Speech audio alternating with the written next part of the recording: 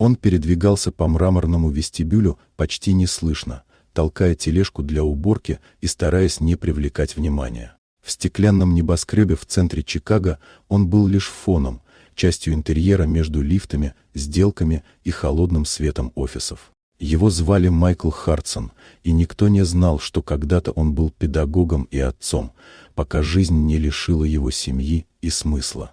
В этом здании работала глава крупной биотехнологической корпорации Эвелин Харпер, женщина с безупречной репутацией и миллиардами под контролем.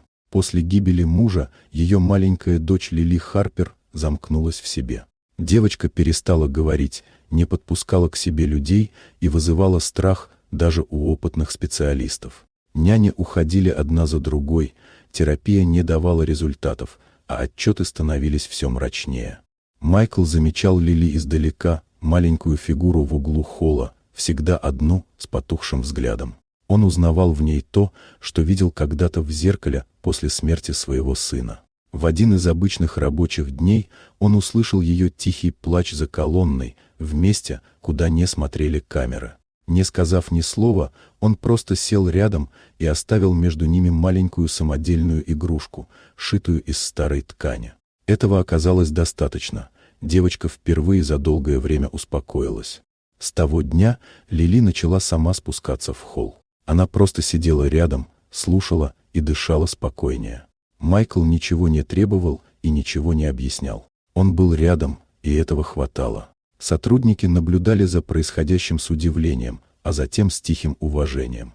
Эвелин увидела все на камерах наблюдения. Она впервые за месяцы заметила в дочери признаки жизни. Проверив прошлое Майкла, она поняла, перед ней не случайный уборщик, а человек, переживший ту же утрату. Их связал не статус и не работа, а общий опыт боли. Когда слухи и давление извне усилились, а ситуацию попытались представить опасной, Эвелин сделала выбор в пользу человечности.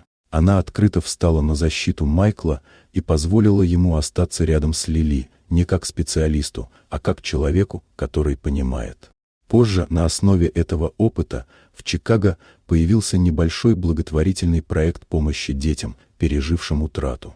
Без формальностей и громких титулов, только присутствие, внимание и время. Лили снова начала смеяться, Майкл — жить, а Эвелин впервые почувствовала, что не обязана быть сильной всегда. Иногда именно те, кого никто не замечает, совершают самые важные вещи.